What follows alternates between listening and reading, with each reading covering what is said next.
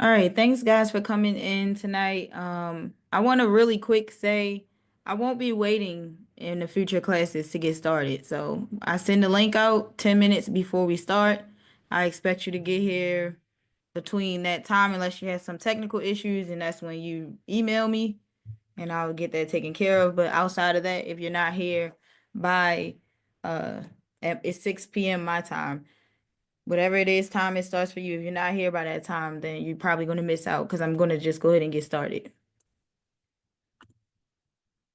So this is the last time I'm going to be waiting around before we get started. All right, so really quick, I wanted to kind of like recap what we talked about last week. We talked about belief systems. We talked about how things were put into place. We talked about a few historical events that take took place.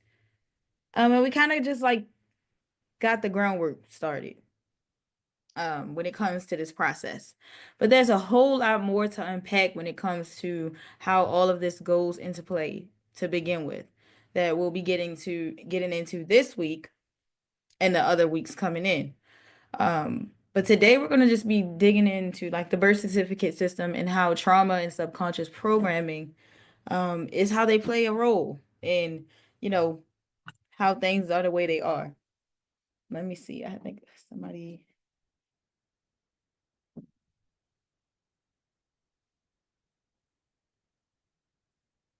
Hold on, y'all. Let me pause this really quick.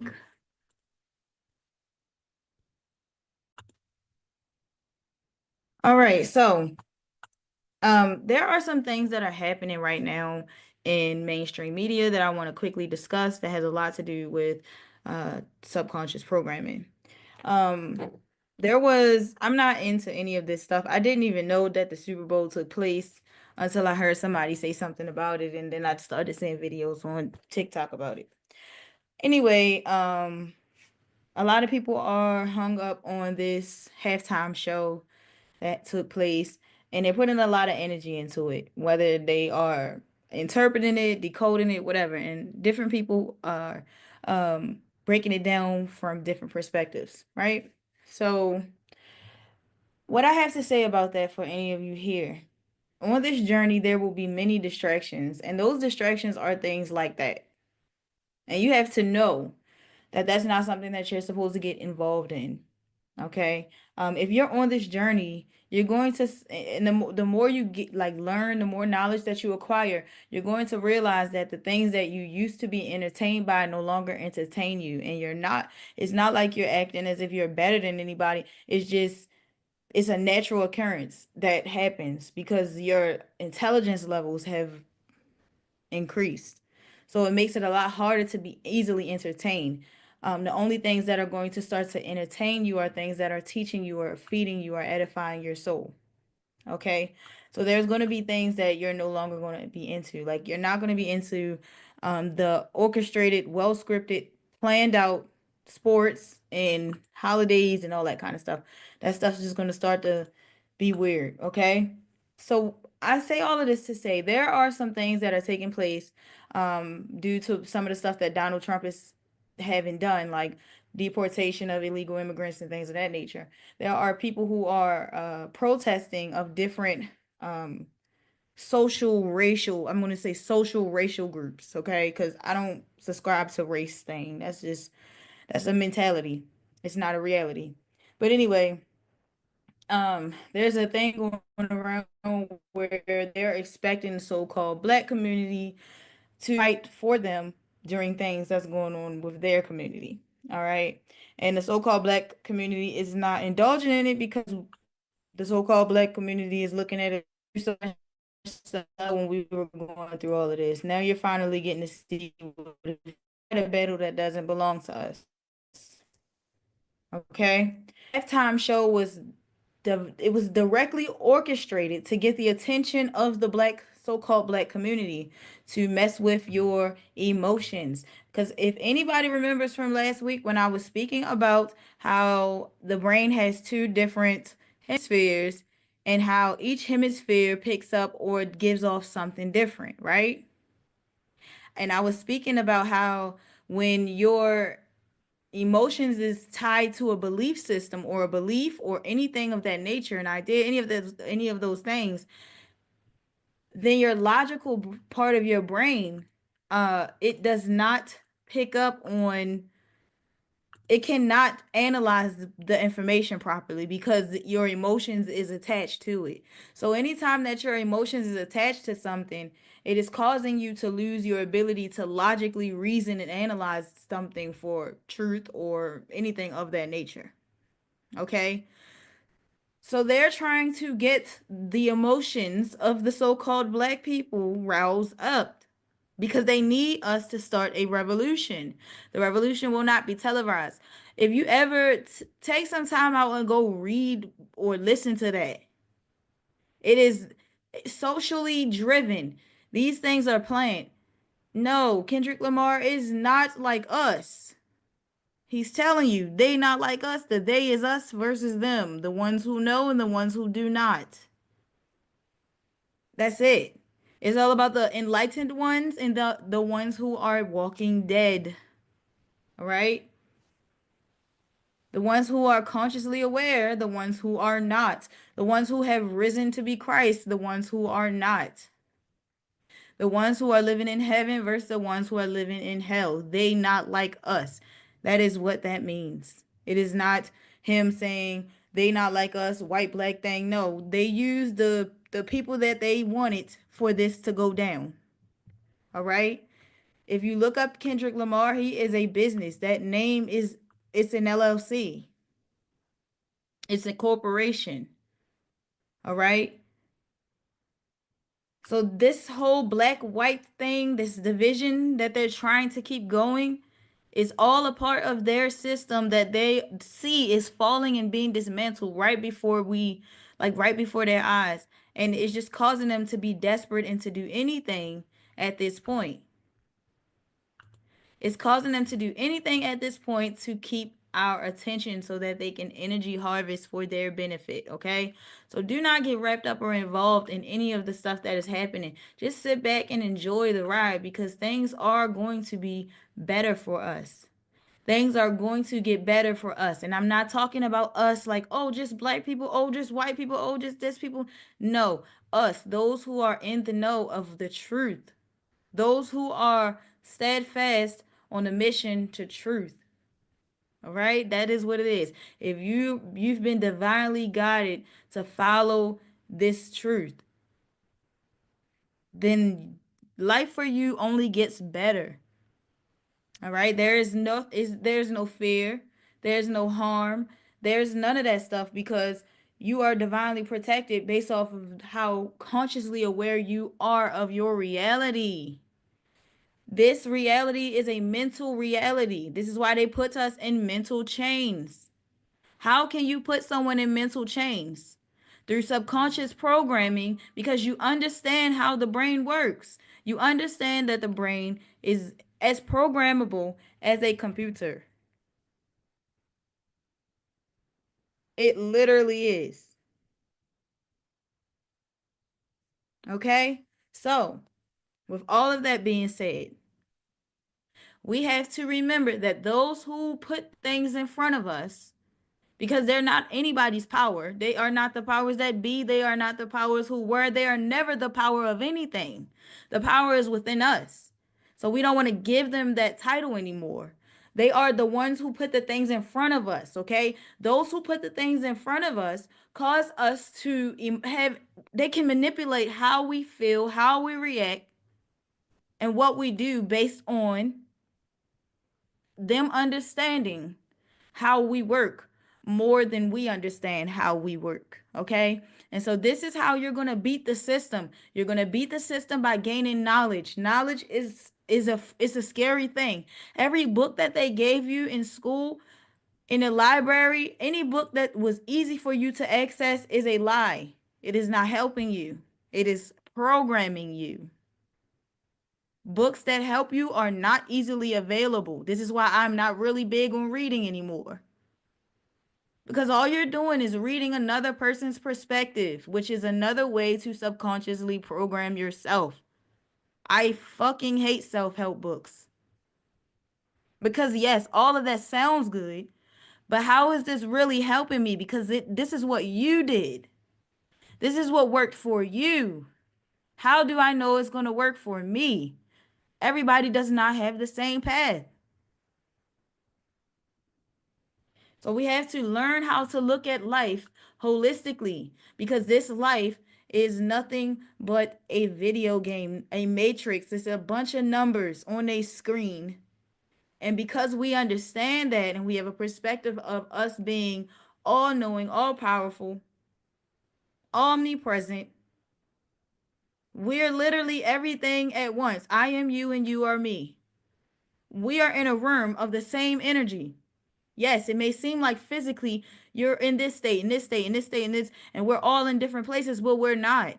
We're all on the same frequency because we are all energy inside of a human flesh. The human flesh is the vessel.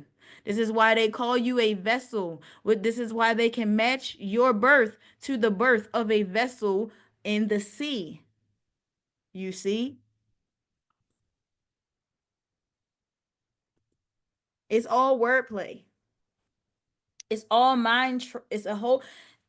If I can say it any more frank, and I hope I don't offend anyone, I don't mean it offensively, but I'm just real.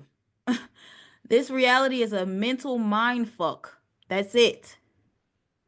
And when you realize that, you will know how to master it. You can make anything happen. You just have to be outside of time. You have to transcend time. What does that mean? Transcending time is understanding that time is a man made concept so that you can visualize how things take place in a human frame. For those of you who know about the Bible says something about you having to battle the flesh every day. What do you think that means? The spirit and the flesh are always waging war against one another. What does that mean? That public side of you, that straw man, is always against the real you because they have different missions, different destinies. When they say you are born into sin, you are born into sin because the minute that you enter into this body, this vessel, you are entered into a contract that puts you under a mind spell. The birth certificate is the spell. This is the initiation. It is the sacrifice. Why do you think you have to be born in a hospital that is privately owned? Because they need to know when you're born. They need to know when these souls are coming in. What time? What date? What zodiac sign do they fall under? We need to know what type of souls are coming in so we can plan out how we're going to have control over these souls because we understand what this life truly is and they don't. We don't want them to know that. So there's people who are really upset that the Department of Education has been dismantled, saying that schools are going to be closed, but not realizing that does not mean that schools are going to be closed. That means that now the parents have to step it the fuck up because the schools are now going to be state run. So that means all of the low income schools, all of the federally funded programs or any of those things that were taking place in school are going to end, which is going to cause the parents to have to do more. And it's so many parents complaining about how I'm going to go to work, how I'm going to do that, when your child should be your first priority. Your job is not important because if this stuff is happening outside of your control, what do you think your job has to do? They're going to have to either bend their rules to comply with the changes that are taking place, or they're going to have to let you go. And if they let you go, it's for a reason and it's for your benefit. What's going to happen in the coming future, which is really close, is all of our debts are going to be wiped away. But not just everybody. This is what I want you guys to understand. This is not for everybody. This is not going to just happen across the board where everybody is just debt free in the whole entire world. No, it's not going to be like that. It's going to be something a little bit more subtle. So this is the perfect time for you to gain the knowledge of what's taking place right now, for you to really see what's going on and not see with the eyes on your face. Those eyes are your human eyes. So remember, you have a public side and you have a private side. Your public side sees physically. You cannot trust everything that the public side sees, because the public side has a brain, and the brain's only job is to protect the public person.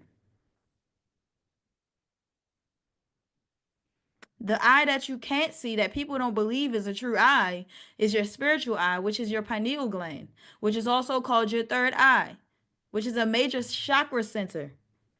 Okay, so there's a lot of energy that can go in and out of that, but a lot of people don't realize that that is a thing. So a lot of people are walking around and it's calcified. And the sad part about it is that they're putting things in our food and our medications, and spraying things in the air and putting it in our clothing and all types of things is caused, like, that causes it to calcify. It causes it to harden so that you will never feel your spirit. And again, keep in mind, there's no such thing as race, but there is a such thing as species, okay? Every animal has a species. So if the human body is also an animal, which is what they say, the human body is a mammal, right? There's also animals that are mammals. So the human body is from the earth, right? The human body is an animal. See it for what it is. You have a reptilian part of your brain. That is the human part of you. All right? That's the part of you that has fight or flight. Some people say fight, flight, or freeze, because some people freeze. But that's the part of you that survives. All right? If something went down, that's the part of you that would kick in. Okay, I got to stay alive. All right? That part of you is what binds you to this earth. All right? And if you continue to allow that part of you to tell you what reality is, this journey is not for you. Now, animals have species, so humans also have species. There are different species of human. All right? Hue only means that there are different tones of melanin in every person. It's the hue of the skin. So, hue, man. All right? You have mankind. Mankind is a derivative of human mixed with other things. Now, there are people who are in the so-called white race who have animal DNA, okay? You can't do nothing about it. That is out of your control. Don't be upset about it. You have to know.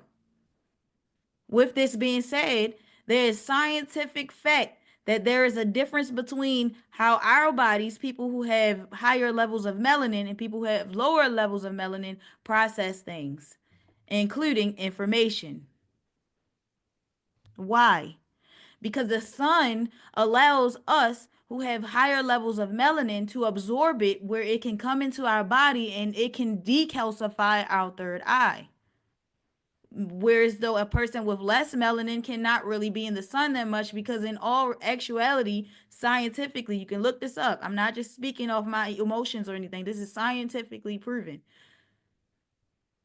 But if you look it up, you will see that the average person who has less melanin is what they would like to say allergic to the sun. So it's harder for the pineal gland to be decalcified because we're being poisoned through food. What I want everybody to get through their heads is that we are all in the same boat. The color of the skin is not a factor outside of the biological things that they can do to us, because we are under biological warfare as well.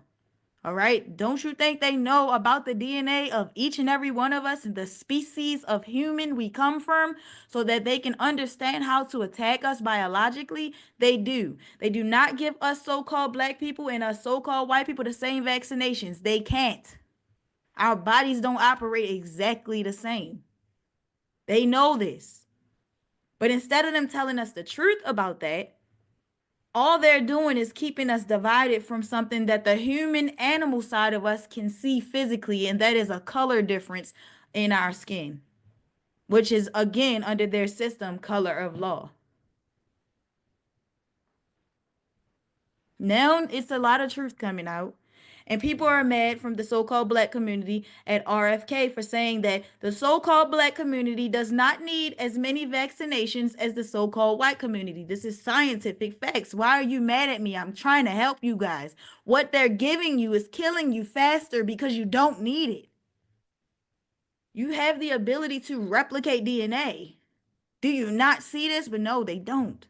Because people are so wrapped up in the physicality of everything, not realizing that this vessel that you're in requires you to know everything about it so that you can have control over it. You have to know what you can and can't do for this vessel. Because guess what? If you were driving a Lamborghini or any car, just any car, if you was driving it and you put the wrong gas in it, it ain't going to drive no more. You have to know how to take care of that car.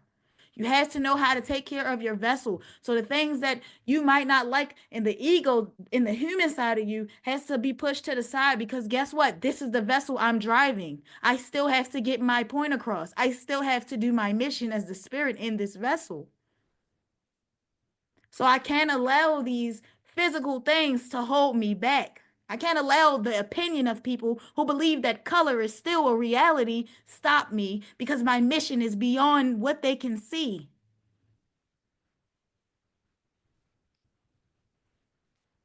When you transcend reality on the mental plane and realize that it's all a mental game and you play the game with your mind, life changes. When people talk about manifestation, they don't really go into the reality of manifestation. The reality of manifestation comes from you having the ability to master your mind through alchemy. Alchemy is you being able to use energies and manipulate them to work in your favor because you are so in control of your reality because you have detached from everything. You don't have feelings towards things that before you knew who you were, you would have had feelings toward. You can respect a person for having their own beliefs. You can respect a person for subscribing to a specific lifestyle because guess what? It's their life to live. If this is what they like, then I love it. I have nothing to do with that. But if you try to come into my lane, that's when we're going to have an issue. You see, you have to know when to use your angels and when to use your demons. You have to know. The whole the whole reality of this is that everything is you and you are everything. You can manipulate anything in this universe because it is yours. Universe. Universe. You are the center of the universe. You wouldn't be here otherwise. Every story that they have about everything is just a story that was told to you by somebody else. You can choose to believe it or you can choose to question it and create your own story. So I don't want to rant any longer. I just want you guys to really understand that the game is rigged, but it doesn't mean you are going to lose. If you really look at it, a rigged game gives you the advantage because once you see what your opponent looks like behind the mirror, it's nothing else they can hide. So we need to start using our intuition because we are in a spiritual warfare because this is a mental plane. So the physical things are not reality. This is why they say mind over matter. Matter, it's like third grade science. Y'all know matter is the things you can see and touch. Your mind is over those. This is why they say intellect over emotions because your mind is over those emotions. Those things are from the old you. If you're choosing this journey of freedom, you have to kill off that public person as Jesus was crucified and you have to be reborn. And that is not a literal thing. It's a mental thing. It's spiritual. It's on the playing field that the two human eyes can't see. So let's get into tonight's presentation, all right? We're going to be discussing trauma, subconscious programming, and the birth certificate system. It is week 2 of the Back to Basics boot camp, and we're going to be discussing the creation and use of the birth certificate. This is class 1, titled "The Birth Certificate is Origins and Purpose." Now, I'm somebody mentioned in the chat, I think it was Cecily, the pictures that I have right here. Just take a look at these pictures, and you can either put it in the chat, or you can think it, or you can speak it out loud, however you want to do it. But you can just say how these make you feel. How do these pictures make you feel? What are you what's coming to mind? Just one word. You can put it in the chat, or you can however you decide. Just one word. How does it make you feel? Trapped, control, Stressed. stressed. Okay. All right. So we pretty much bound. Okay, we pretty much getting the same thing. Chaos, owned, bullied, helpless, uneasy, controlled, overwhelmed. Okay. Mind control. Mind control. Okay. Depressed, hopeless, distraction. Okay. So we're pretty much getting the same type of energy from this puppet. Okay. So let's move forward. The power of the subconscious programming, or of subconscious programming.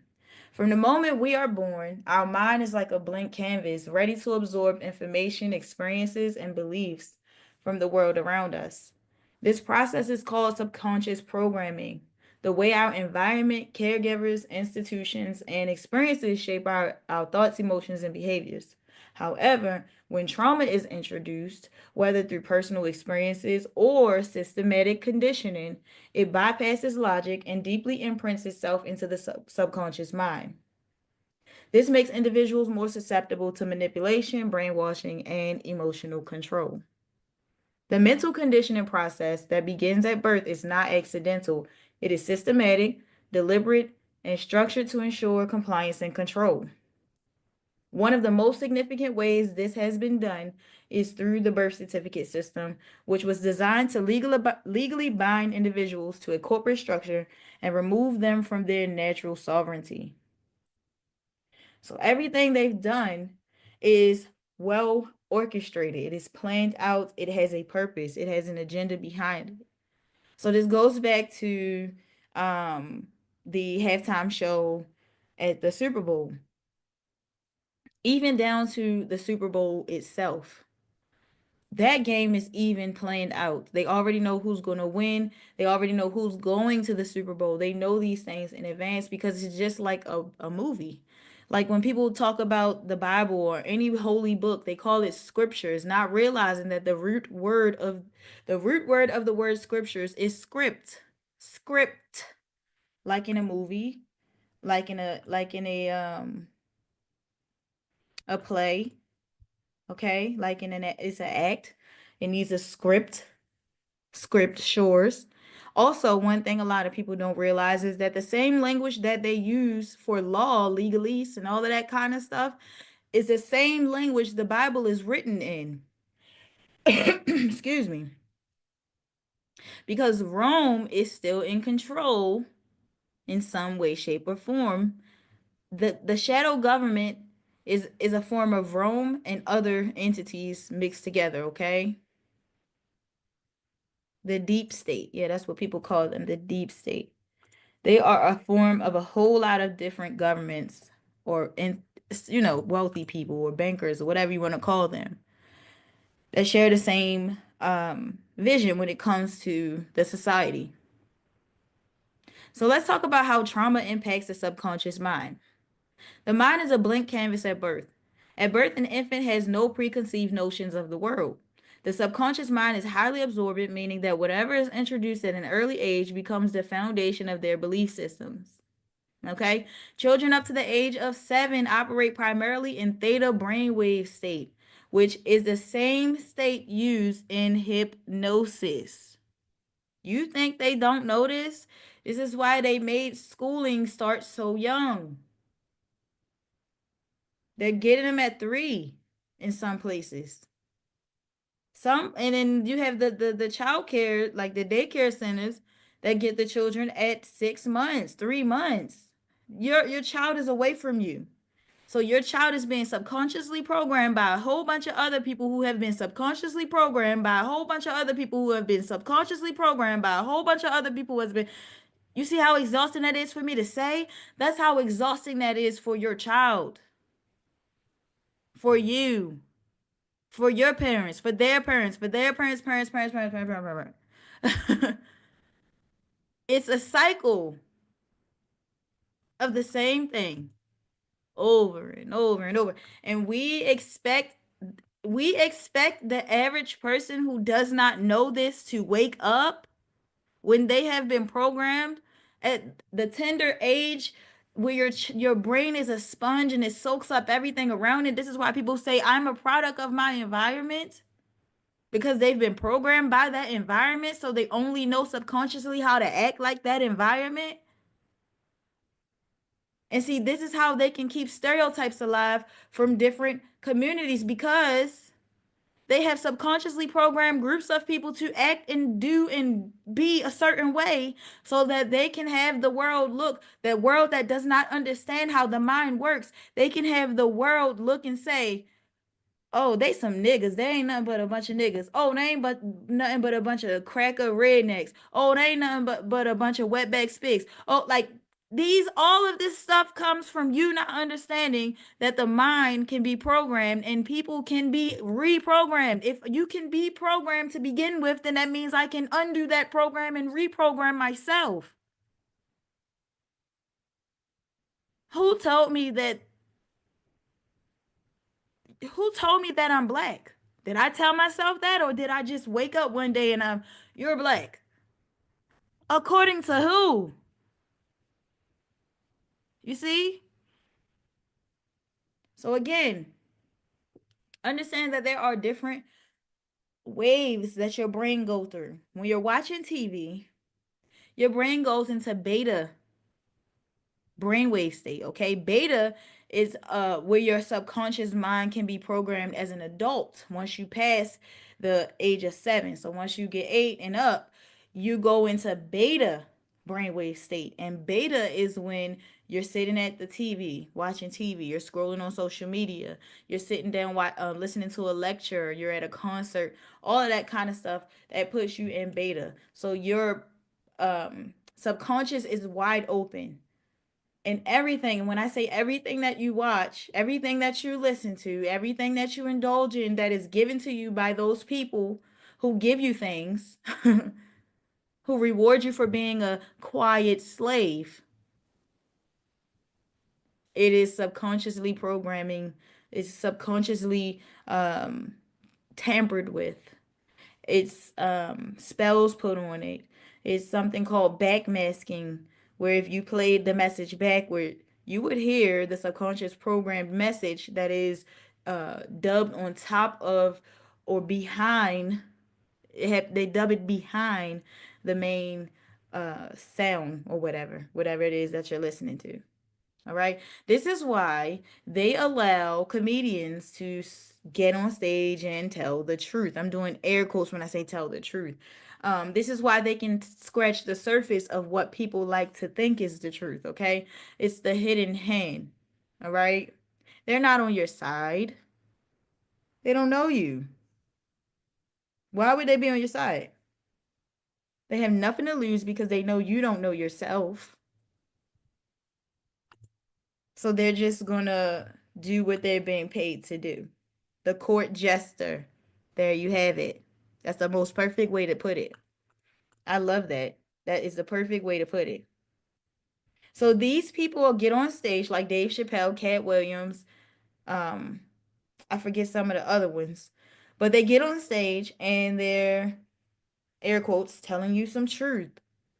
But they're telling it in a comedic way because they're making fun at the fact that I have to get on this stage and tell you something that you should already know. You see? It's not hard to do because you should already know this, but I know it. So I'm gonna make fun of you for not knowing it by making some bullshit ass jokes, and you're just gonna kiki kaka and laugh and pay me so much money. It's easy. It's like taking candy from a baby. This is why children learn languages, behaviors, and societal norms without questioning them. A child will do what they see. You can try this experiment if you have children. Play a game with them. All right. I want you to tell them something to do while you're doing something different than what you're telling them to do. So, say for instance, you go to your children and say, "Hey, scratch your head," and you're telling them to scratch their head, but you're scratching your chin. I bet you everything that you have that your child is going to mimic what they see you do and not mimic what they heard you say. Because they learn through their subconscious, because a child is literally a walking connection to the spiritual realm. This is why children can see things like monsters. They're afraid of the dark because they don't understand it yet. This is why it takes for us as their parents to be fully aware of ourselves and consciously aware of the world as it is, so that we can guide them through these tender ages so their intuition can be unlocked early. You know, the Bible says that when a child reaches the age of 12, their sins fall on them. Well, what that means is if you have not allowed your child to be free in their own thinking, that by the time they turn 12, they will become full animal, which is fully a private person. I mean, not private, sorry, public person. They will become the animal nature, they will become the flesh. Because it will be really tough for you to undo all of the subconscious programming because you did not make them aware consciously. So it's a little bit harder. All right. It requires a whole lot more knowledge.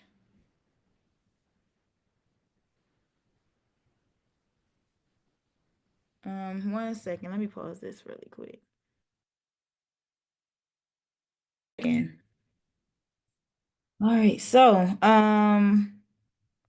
schools, media, and institutions use this stage of development to indoctrinate individuals into a controlled way of thinking. So if your child is away from you 24/7, mostly, I'm not gonna say 24/7 because it's not literally 24/7, but they're away from you more than they're around you because they're around other children who've been programmed, they're around teachers who've been programmed, administrators, all type of different people who've been programmed. By the time your child gets back home to you, your child is everybody they've encountered. So a lot of times, like I remember I used to do hair, and I was doing hair around the time that COVID had took place, and all the kids were at home with their parents, and a lot of my clients were complaining about their children being home because they didn't know their children.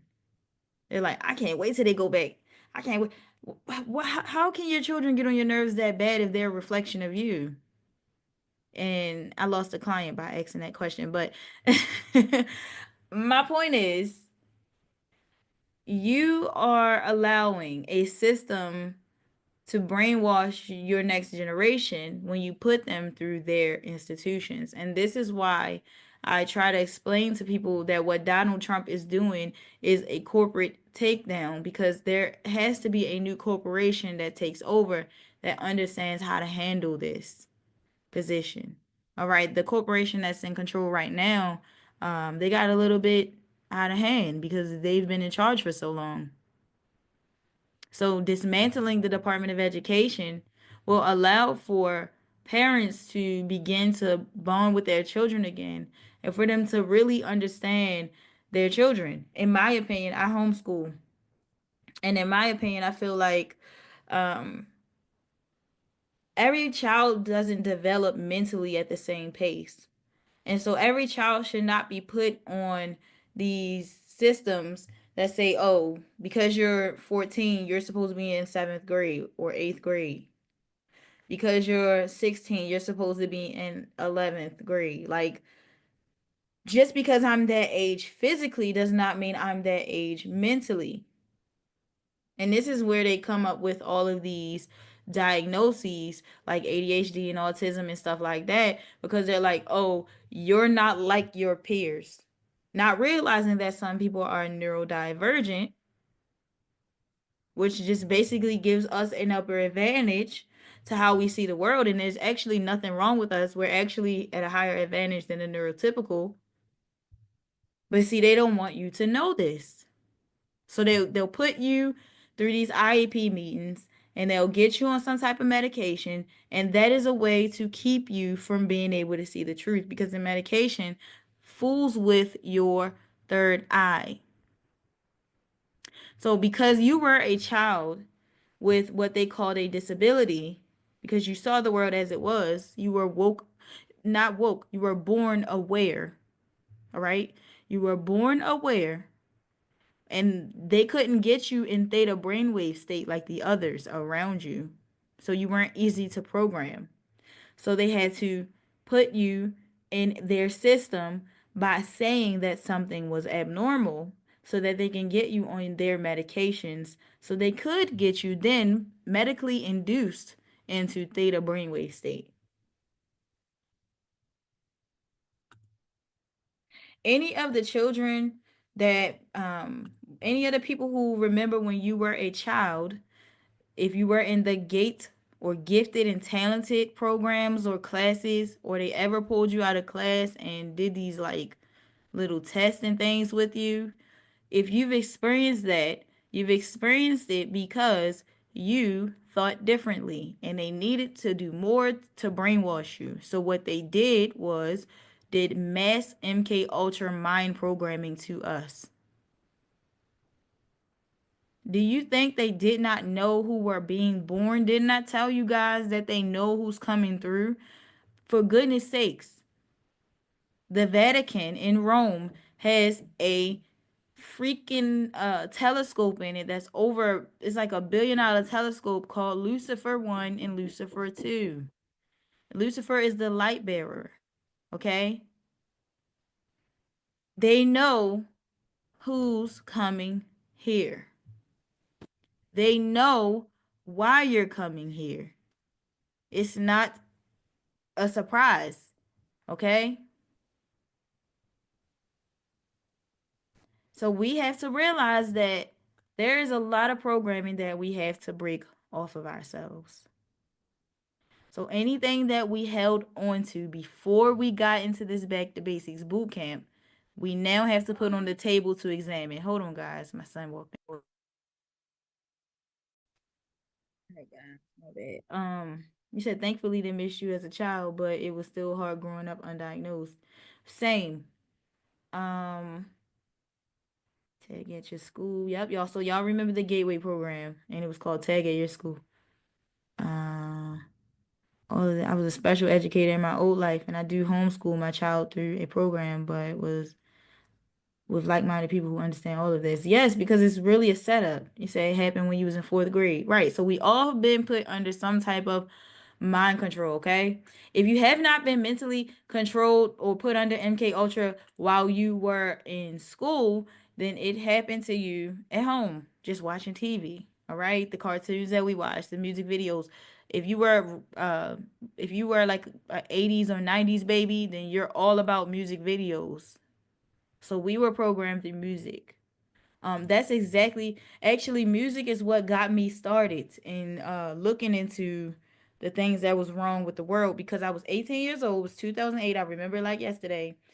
And Rihanna's video for In the Sunshine We Shine Together. That song, Umbrella, that song was out. And me and my boyfriend was watching the video. He's my husband now, but he was my boyfriend then.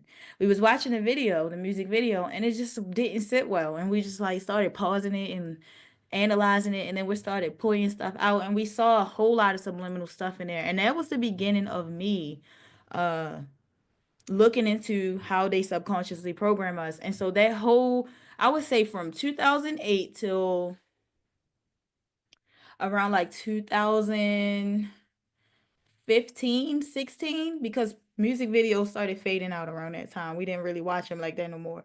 But up until then, I had analyzed the videos. I could look at them and I could point out the programming in the music video. Like I'm really good at it because I the way my brain works, I recognize patterns. So it's easy. Once I see it, I can't unsee it. And this is how I'm able to see full pictures of puzzles before the puzzle is put together. Can't explain it, but it's just been how I is that's my reality.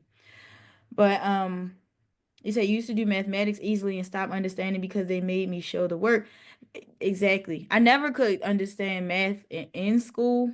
Um, the way that they taught numbers just didn't make sense. I didn't honestly learn how to multiply until I was grown.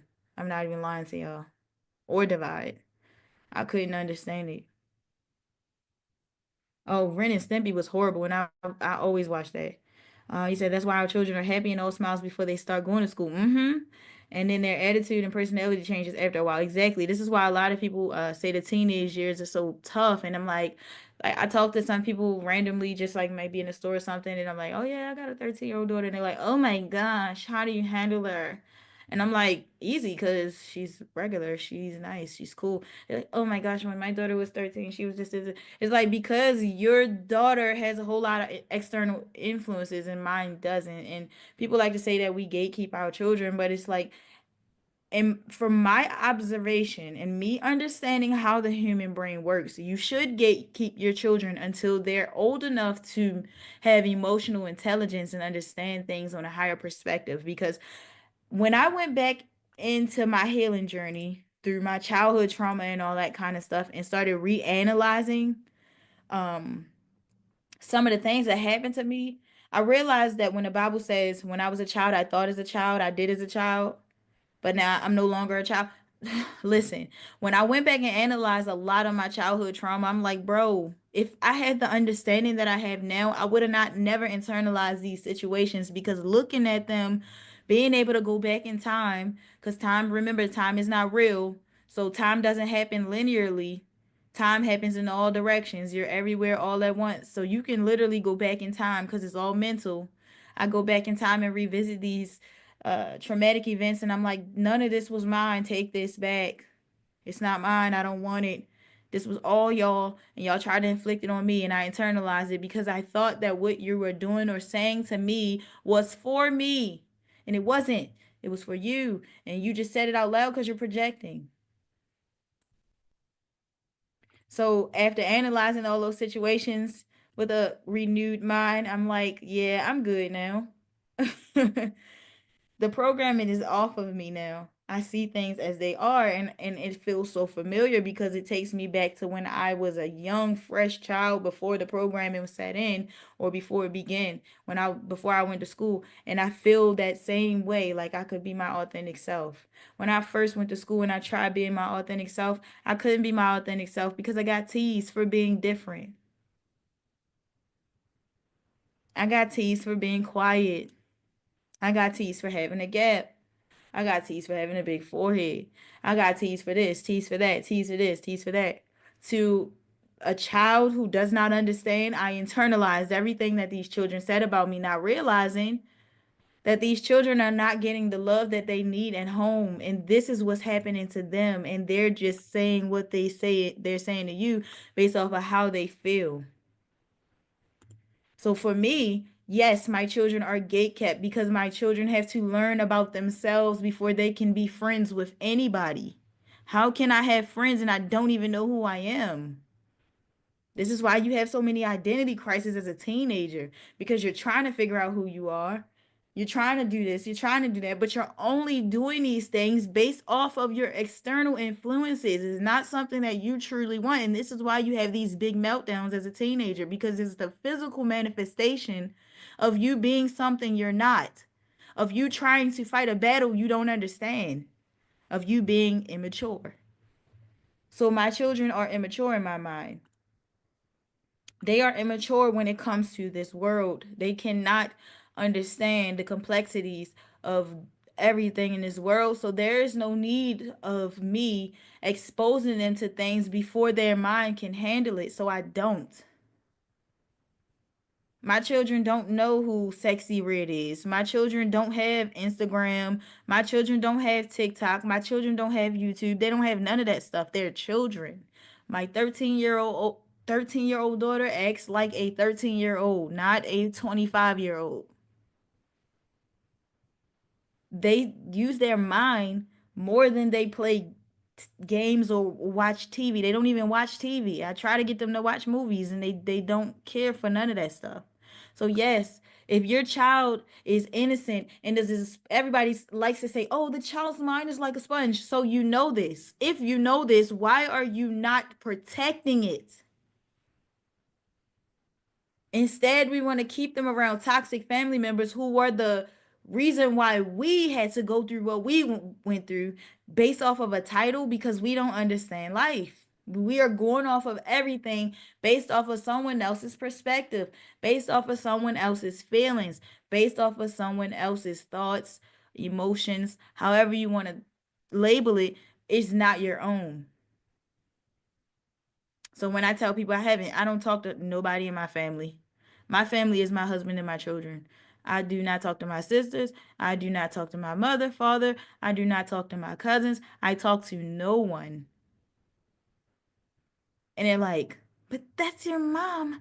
That's your family. And I'm like, do you know what the word family means? They're my family physically, yes. And I'm thankful for them bringing me, through their vessels. However, I'm thankful for the energies coming together to bring energy here. However, I see things on a higher perspective, and I see that that title doesn't mean anything because those are the people who have done more to me than the strangers. So we have to put everything on the table if this is the journey that we want to take. You cannot not be real with yourself. You cannot not be real with why you're here. If you've been doing something for a long period of time and this is something you haven't done, you've never done this. This is new. Why are you doing this? Put everything on the table. Question yourself first, and every question outside of those questions for yourself will be answered. I can't tell you a blueprint of what I've done. That's why I said self-help books are trash because I can tell you what I've done from my point of view and I can say yes, that worked for me, but will it work for you? I'm not sure. What I can tell you is that you need to be real with yourself. It does not hurt to question anything. It does not take away. What do you have to lose if you question everything? You have nothing to lose. You have nothing to lose. You have all gain. Because what you'll gain is this. If you think you're going to lose anything, I'll tell you this. If you think you're going to lose anything, the most you'll lose is time, if you believe in it. But what you're going to gain, whether it be what you're looking for or not, but you're going to gain information, you're going to gain knowledge. The human brain is designed to analyze situations. So when we realize that it is a computer and use it for that exact thing, it analyzes situations, information, use it for what it's made for, then life becomes a whole lot easier. Okay? So, again, schools, media, and institutions use this stage of development to indoctrinate individuals into a controlled way of thinking. Here's an example: the Prussian education model. Okay, I want you guys to go look this up. The Prussian education model. This is where the United States school system came from. All right, the Prussian education model. So it was implemented in the United States in the late 1800s. So the way that we go to school today comes from there. All right. And it was designed not to create free thinkers, but obedient workers and citizens who would comply with authority without questioning. All right. You said, at what point will your jobs be impacted? I'm not sure exactly when, but I do know this. If you work for anything federal, just be ready for that to get looked at in some way. Not necessarily dismantled, but expect some changes if you're federal. If you work any other type of if you work like big corporations like Target, like main corporations and chains like that, expect for them to have more store closings. That's how that's going to manifest. There's going to be a lot more store closings. They're going to be downsizing. They'll probably be doing some layoffs. But any other job outside of that, like state jobs and things like that, I don't feel like state jobs are really going to be affected as much because they're going to become, more local. I feel like if anything, what's going to happen to people in the long run is they're trying to get you to not work for these corporations, because if they take you out of the corporation during this corporate takedown, they'll be able to satisfy your needs by giving you some type of income to keep you home while they're taking down these corporations by taking their workers away. So if Trump is this is I'm just looking at this in all ways, and I'm just using my critical part of my mind. I want you guys to do the same thing. You know how we were in school and they say put on your thinking cap? So put on your thinking cap. Um, if Trump is dismantling the IRS, which is an Internal Revenue Service, and coming up with this ERS, which is External Revenue Service, then that means that we will no longer be taxed. If we're no longer taxed, then that's going to bring us a whole lot more. There is no such thing as money, so I want to call them credits. That is going to give us a lot more credits instantly, like overnight. You can become a millionaire type stuff, because that you would be surprised how much tax you have been taxed, because when you get into some of these contracts with, so we'll get to this later on down the line about how the contracts tie you into the debt, but when you get into some of the contracts, what happens is you give them permission to be your fiduciary. All right. You give them fiduciary duty. Fiduciary is a banking terminology. And a fiduciary is the person that's in control of um, your trust, like not in control of it fully, but they're in control of the financial aspects of your trust, okay? Not only did you allow them to have fiduciary duty, but you also gave them permission to be your trustee, and you also gave them power of attorney. So anything that runs through the IRS that is supposed to go to you will go to them, and this is how they ripping you off, because they have been getting paid tax returns, all type of stuff, because they're not filing their documents properly. So when you go through the private banking process and you start filing these documents and you start getting your control back over your straw man, you will see, you will see how much tax they have been overpaid for you, and how much funds they have taken away from your estate by creating money off of your labor. Okay, not money, because Federal Reserve notes, okay, they're promissory notes, all right? We use them as money, fiat currency. Somebody in our community just got a $68 million check back. They got two checks. One was for 33 million and the other one was for 35 million.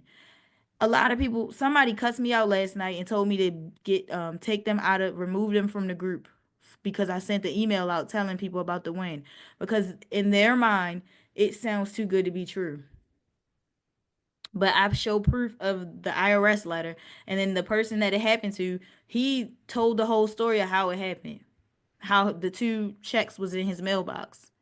Now keep in mind, these are funds that Comcast, a corporation he contracted with, got 35 million from him, and then Discover, another corporation he contracted with, which he gave them power of attorney. He allowed them to be able to create from him, from his signature. So that's what they did. They traded it on the stock market. And this is how many funds they have that they did not give to him. Discover had 33 million. This man is a millionaire overnight. Do you see why I say you need to have the trust and all of that stuff set up? Because this is not a game. If you're going to take this process serious and you're going to learn and unlearn and relearn, and you're going to change the way you think and you're going to move in a direction for your benefit, this is a game. It's a mental game. You can get whatever you want out of it.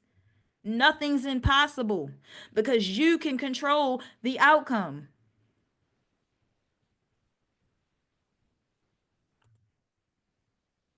So let me see. Uh, you said will you lose your job once you get into the meat of the process? No, you're not gonna lose your job. What'll happen is you'll be recontracting with your job. So instead of you contracting with them publicly, you would contract with them privately, and they would not be able to tax you because you would no longer be a taxpayer. So you would fill out your documents a whole lot different. Instead of you doing a W-4 or I-9, you would be doing a W-8-BEN as a foreign entity. So that's going to buy you the way of opting out because you're going to be acting as a non-resident alien, a classification that you have the right to act as. That's basically you not electing to pay taxes. You say you can see the benefit of it. You're just wondering regarding food and funding for personal needs. Okay. What are the top resources for decoding the dismantling process? I don't use resources. I'm gonna be real with you. I just it's this intuition, and plus because I've been kind of like I trained my brain to do this stuff naturally since 2008. Well, I mean, I already was seeing stuff, I just didn't understand it, but 2008 was when I started putting it into perspective. Because I've been doing this for so long, it's kind of like I can just see it. I don't really have to. So for me, there was no resources outside of training my intuition. Everybody can do it. I can give you what I've done. To train my intuition, one of the best things I can tell you guys that work for me is when I watch movies, I sit down with a pen and pad. I just don't watch the movie. This way my brain don't go into beta. Okay?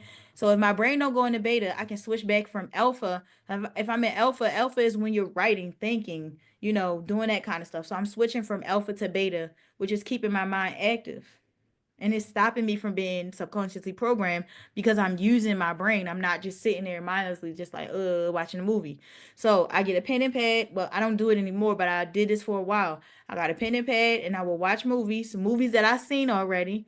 And I would watch them from a different perspective to try to get the bigger subconscious programming behind the movie. And I would just pause the movie after watching certain scenes, pause it, and write down what I saw. And that helped my intuition get a whole lot stronger.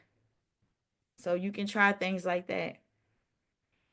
Um, did he disclose how he gained the funds? They sent him a check. The IRS sent him two checks. What is go away by Trump's doing, or the Federal Reserve notes will be a thing, and we can come back to claim what is ours.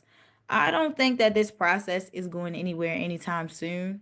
What I do think is that it's actually going to work better because these corporations are going to try to hurry up and clean up their mess, if you see what I'm saying. So I think the people like us have a really like we have an upper hand on this. There's gonna be a whole lot of people that's gonna try to jump in this on this bandwagon now. But they thought we were crazy years ago. Quick question about trust. Should my Comey Law Express Trust have a foreign 9A EIN? Yep, it should. What about those that are some form of disability? They're not gonna mess with your SSI, SSDI. None of that stuff is gonna be affected unless you're an illegal immigrant. All he's worried about is getting the illegal immigrants off of those systems. I'm always analyzing movies and everyone tells me that I have to ruin them. No, they just can't see what you see. You actually making the movie better. Wow, I can't watch TV without having something fun, like creative work for my brain to chew on. That's good. Unprogrammable. That's awesome. Um, Something still doesn't sit right about Elon. So let me explain something. Never think that anybody's on your side. That's one. Even if somebody's doing something that looks like it's benefiting the people, understand that they understand energy. So there's two different types of energy because we live in a reality of duality. You have negative and positive, all right? Um, they know how to use both. Now, for me to sit here and say that I don't think that Elon Musk has any nefarious dealings with, what he's doing, I couldn't, that would be me telling a lie. However, in my reality, what Elon Musk is doing for the world I'm in is not going to harm me or mine. Okay. Will there be people who will be impacted by him being in the position he's in? Yes, there will be. There are people who have patents on them who don't know they have patents on them. And this is why I'm so excited about what they're going to release about COVID-19 because y'all thought I was crazy. I got videos still on my old YouTube channel. They deleted some of my videos and they muted the other ones. But I had an old YouTube channel and I still got those old videos about, I was just telling people not to let them inject them. And it was really a struggle. Like literally, that was when I was able to see um people clearly around that time because my family, the people I thought were brave and all of this, they turned into complete weirdos. It was crazy. Like they wanted you to come to their house with mask on or you could not come. Like it was crazy. So I just stayed away from people and it just they haven't been the same since. Some of them just let them just experiment with them. It's really sad. But movies are their Bible, okay? And like holy books, like the Holy Bible, stuff like that, that is their um script, should I say. So the stuff that's happening is not necessarily prophecy because once you understand that this is all mental, you kind of can manipulate anything to mean what you want it to mean. Like it's really that easy. Um that's what pastors do all the time when you go to church and they interpret a Bible verse in a way that benefits whatever it is they're trying to do. Something about information depending, let's put it like this. Information and the validity or the brevity of it depends on it's at the hands or the mercy of the person who's giving it. Do that make sense to y'all? The person, the energy behind the person who holds the information makes the difference in how the information can be given. So you can have a person saying the same exact thing that I'm saying, but the energy behind why they're saying it can change the message. So yeah, that's like kind of like sadly, it happens so much. It's really sad. So yeah, the intentions are important. Anyway, like I said, this is your homework, guys. I want you guys to look up the Prussian education model, okay? Because this is where the United States school system was implemented or derived from. Okay, so now let's talk about how trauma enhances control over your mind. Trauma, whether personal or systematic, puts the brain in a heightened emotional state that makes people more susceptible to suggestion and control. Fear, instability, and stress make it difficult to think critically. Trauma induces emotional responses over logical reasoning, and repeated traumatic events or experiences create subconscious triggers that can be exploited by those in power. Air quotes, in power. They're only in power if that is your belief, because no one's in power over me. Here's a very important historical example, which they will be releasing or declassifying documents and files when it comes to 9/11 as well, which I'm excited about because at that time I was 10 years old when that happened. And all I could remember is the adults just acting so scared and so worried and just like, oh my gosh, what are we gonna do? And I realized like at that young age that it's like, what are you guys afraid of? How do you even know this is real? I need to see the video. I just was obsessed with watching the video. I just knew something was wrong. I couldn't put my finger on it, but I knew something was weird. Also, I noticed that same day the energy shift in the world or in the United States, the energy shifted completely. It was like people went from being neighborly and happy and, you know, cool with each other to being a bit more distant, a bit more skeptical, a bit more scary. Like, and then COVID put the icing on the cake. So, but anyway, after 9/11, the United States government used the trauma of the event to push through the Patriot Act. Okay. That Patriot Act basically took away our right to privacy.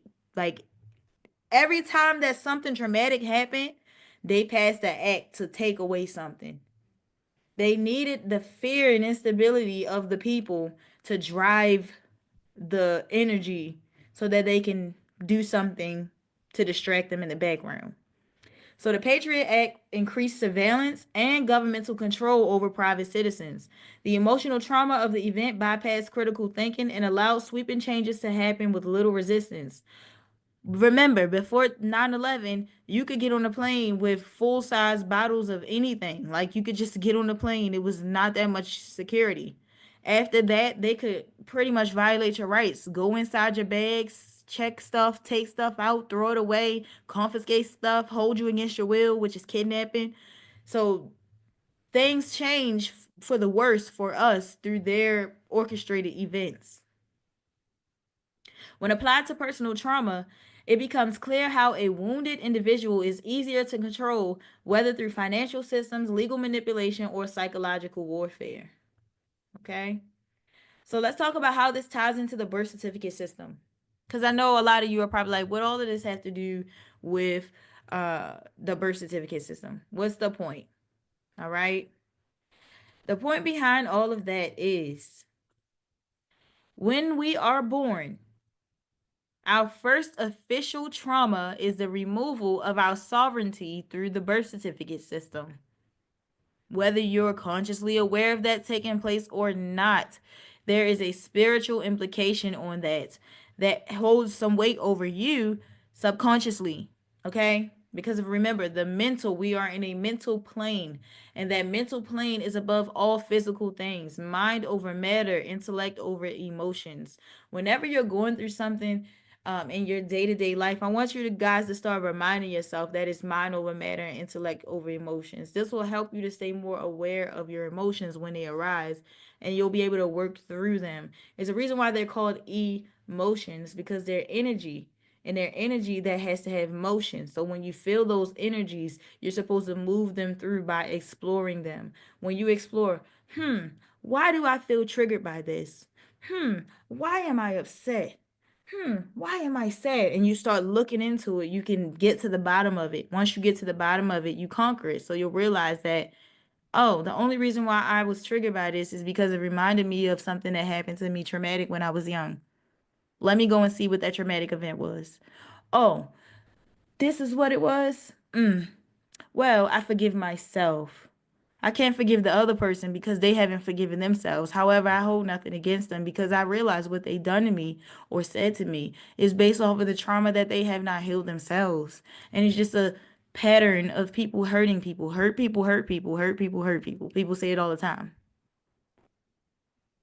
So I don't take it personal no more. And here, you can take your mess back. You need to work on that. I'm working on me. I feel good. I forgave myself about this situation. It no longer is a burden for me. Let's move forward. It's done. When you do that, then you're emotionally aware, or what people like to say, emotionally intelligent, because you're able to decode yourself. Okay. And that's really what matters. So, again, we are born. When we are born, our first official trauma is the removal of our sovereignty through the birth certificate system. The birth certificate is not just a record of birth, it's a financial instrument. It is used to legally separate the living being from the corporate entity, also known as the straw man. From the moment of registration, individuals become assets within the system, unknowingly bound by financial and legal obligations. They're literally saying, oh, hey, guess what, Uncle Sam? Guess what, Federal Reserve? We have another baby, just fresh out of the slave maker, fresh out of the slave ship. The slave ship, the mom's womb. Fresh out of the slave ship, fresh out the sea. We rescued it. It's incompetent. It needs us to take care of it. So here, take this bond and create some money, because we can guarantee this baby's going to give us a good 70 years of labor. This is why unlearning and relearning is critical, because much of where did I go? Much of what you believe about yourself and your place in the world has been programmed into you since birth, okay? So it's important to put everything on the table. The birth certificate, its origins and purpose. So let's talk about the history of birth registration. All right. And again, I want you guys to do your own research on some of the things that I talk about, because these are historical events that took place. And the more you know about what took place during that time, the more it's going to help you to put all of this together. But the modern birth certificate system traces back to England in the Tuskegee Act of 1666, which placed all citizens and their property under ownership of the state due to an emergency declaration. Okay. Birth registration became a way to track and control populations.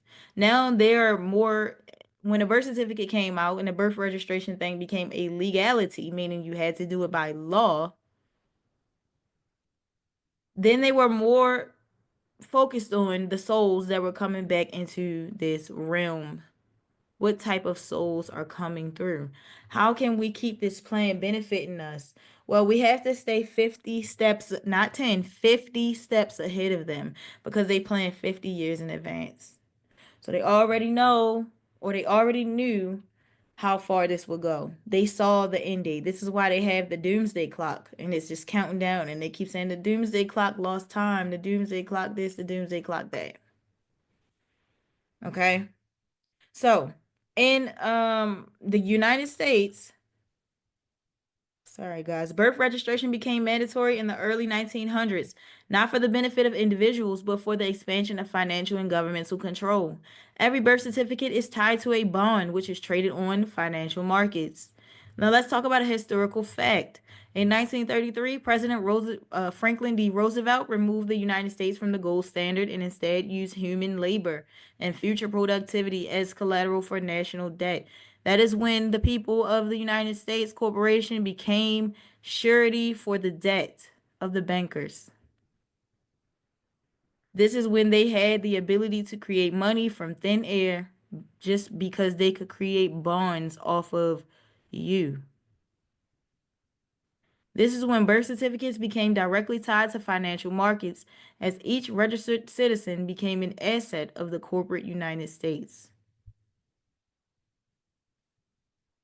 Now, let's dig into vital statistics and registration of live birth. When a baby is born, the hospital files a certificate of live birth, which is later converted into a birth certificate by the state. So, people are saying, oh, you got to order your certificate of live birth. The certificate, the birth certificate that you get that has your mom, dad's name, everybody on there, the hospital, the doctor, the time, the date. That is a copy of your certificate of live birth, okay? So please don't get complicated and get mixed up when people keep on saying, oh, you need the certificate. That is the certificate of live birth. So most of the people already have one. You're never going to get the original. However, when you order your copy, you're going to get it authenticated, which is going to certify it. And then you're going to throw it in your UCC1 financing statement, which is going to give you first in line, first in time. It's going to make you the holder in due course. Okay?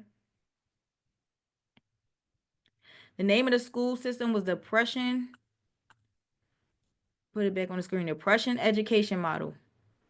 P-U-R is Russian, but with a P in front of it. Prussian. Persia. I think it's from Prussia. Yeah, Prussia. The Prussian education model.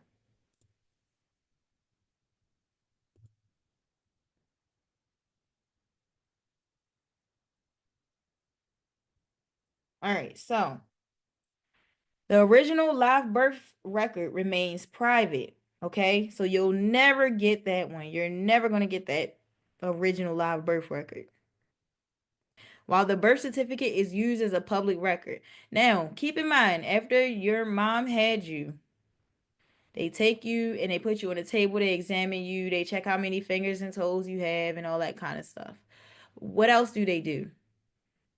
They take that baby's footprint, they get some black ink. Black means dead. They take your baby's soul and they put it on the bottom of that paper.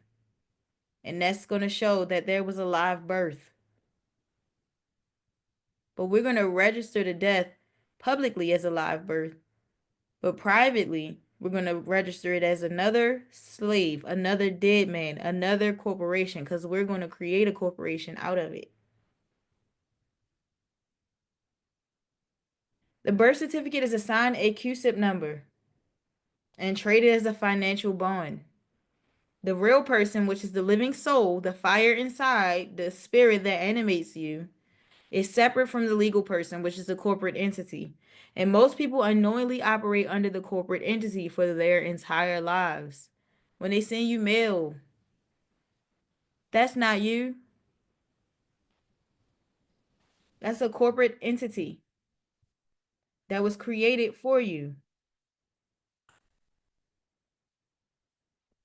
The birth certificate as a financial instrument. Your birth certificate is monetized and traded on stock markets through a process called securitization. Please, guys, that is a banking terminology. Securitization. Please go look it up. Get familiar with these words because once you become a private banker, you're going to have to understand banking. Government bonds are created based on projected future earnings of registered individuals. This is why your social security number and birth certificate are tied to banking institutions and financial transactions. Example, look up your birth certificate number on the stock market, and you may find it tied to investments, proving that you are an asset within the system. I have done this myself. However, it is not easy to do anymore because once they figured out we found out how to do it, they start changing up the websites. So I don't know how to do it anymore. Don't ask me. However, I looked mine up when it was easy to do, and I found me and my husband, and it was a lot. It was like almost in the trillions amount of money that's been traded. It had a I could never find our CUSIP number, but I did find our stock like our trade number. CUSIP number, I don't want you guys to go down that rabbit hole, please. Not yet. It's gonna just add more confusion to you. Do not try to go look up the CUSIP number and try to use it to dismiss bonds and stuff. It's an easier way to do it, okay? And that's the private banking process. All you have to do is create entities that are outside of the United States jurisdiction that can handle the affairs for you for your straw man. But you're in control of these private entities, okay? If you're trying to go through that other process where you're looking up the CUSIP number, I'll tell you this.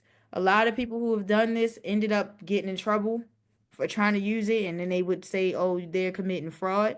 Or they would go to court and try to dismiss or offset court cases using a CUSIP number, and the judge would act like they don't know what it is, and they would get made fun of basically, and pretty much still had to pay the fines or whatever. So don't go down that rabbit hole just yet. Be sure that you understand the processes of and why you're doing them, why it's important, and get all of that foundation first. And then you can start looking into the CUSIP number once all of this makes sense. Do not add this to your plate right now, but definitely you can look it up. It's CUSIP. It stands for uh something I can't think of it right now, but it got securities and stuff in it. It got a lot to do with the stock market. Okay? So let's talk about how to reclaim your mind and your status. The first step to doing that is unlearning and relearning. You need to challenge all beliefs that were programmed into you. So that's what I mean when I say put it all on the table. Even if you're like somebody that's visual and you need to literally put it on the table by writing it down, do what you need to do to be able to analyze everything that you believe right now. You need to explore your beliefs. Why do you believe it? Ask yourself that. You need to question everything that was taught about government, finance, and your identity. And that's where it started with me. It started with me questioning my identity. Who am I? Why am I here? What is my purpose? Do I have a purpose? Am I just a soul just here, just wasting time? Is this what life is truly about? Seek truth beyond mainstream narratives because the mainstream is not going to be honest with you. They want to keep you in a state of wanting to be entertained. If you break the word entertainment down, it breaks down to basically control of the mind. Ment always means mental. So words that have ment, government, ment. That means that they have a play on your mind. You have to break words down. And this is why we're going to be talking about if you're a part of the DTB community, this Sunday we're having a study session breaking down etymology in a very different way. So this is going to be very helpful to open up your perspective. And also week 3 of boot camp, we'll be discussing that as well. So it's very important to understand the language that you speak is full of spells. Okay. And just having a knowledge of the fact that you're speaking a language full of spells is going to break you free. So don't think that after you get this knowledge, you got to start changing how you speak. You don't have to. You just have to have knowledge of that. Once you have knowledge of that, it has no more power. So you can speak the words and they're not going to affect you as they did before. See, people, this is what happens with people who go on a spiritual journey. They go on a spiritual journey, they do a couple of things, and then they feel as though they can tell other people how to do what they need to do for them. But that's not the key. The key is to do what you have to do for yourself and then guide others along the way. But you can't tell them exactly what they have to do. You can just inspire them through sharing your journey. You can't give people like, oh, step one, step two, because in reality, what worked for me may not work for you. My passion, my journey, my desires, my uh, destiny is not the same as yours, right? So I cannot tell you exactly what to do, but I can point you in directions based off of guidance from my own personal experience. And that's pretty much just all I do. I don't really talk about things I haven't done because I can't really provide, a lot of unbiased opinions on. But the words that you speak, once you gain the knowledge that these words are, oh man, hold on. I don't know where my, once you gain the knowledge that these words are, hold no power and, you know, they're all a part of the spell, then you don't have to bound yourself to saying different words. Like I know you heard people say good morning. Don't say good morning cuz morning is a bad thing and yeah. Don't say weekend cuz it means weakened. Yeah, okay. Once you learn that that was a spell over you, the knowledge of it breaks it. You can say weekend, you can say good morning, you can say hello. It will not stop you because now you know that that was a part of what kept you under the spell and you broke it. So don't get bound by that, thinking that you got to start speaking this weird way and start changing stuff up to a degree like, that's just ego. When you get to that point where you got to start talking all different and grand rising, grand great greeting, grotto grit, like all of that kind of stuff. When you get to that point, that's just ego. Okay. That's just ego at this point. Now, um, so next you need to study your birth certificate and legal identity. You need to request your long form certificate of live birth. Okay. Unless you already have it. If you already have it, then you can use it. You need to learn how legal fictions, the straw man, are created, which you're doing now. And you need to understand how to separate your real self from your corporate self or corporate entity, which you're going to be doing. Um, this Back to Basics boot camp is for, again, those who already have this knowledge may need a refresher because life happens and it can throw you off and you might just like fall off, or you might have been at this for a while and you're just trying to make sense of it for once and for all. Or it's for people who are completely new and they're just trying to make sense of how any of this is relevant to them at this very moment. So your next steps after taking this boot camp would be to apply, enroll in the status correction course if that is what your goal is. Because yes, you can do things without having your status fully corrected. However, to avoid all of the pushback and all of the paper trail fighting and all of that kind of stuff, I recommend people just go ahead and do it right. Build the proper foundation, get it done, and get it out the way. Because guess what? Once you do it one time, you don't got to do it again. So just get over with. There are people in my community who have 5-star passports. That is a reality. Okay, so there are people who are diplomats. Again, I just told you somebody just got $68 million in the mail through checks from the IRS from offsetting and recouping. So this stuff is real. You just got to build the proper foundation. And I'm very thankful to be the one who show you guys the foundation because I don't have a motive behind what I'm doing. I'm doing it because I want you to know how to be free. It's no better feeling than to know that I don't have to get up and go to work because I don't work for nobody. It's no better feeling to know that when I pass away, my children are set. There's no better feeling to know that I can do whatever I want. Oh, today, let me figure out what I'm doing today because I got that type of time. So I'm trying to extend this knowledge for you guys to have the same opportunities because we all can have it. There's enough for all of us. The scarcity mindset has to go out the window. So it is a reality.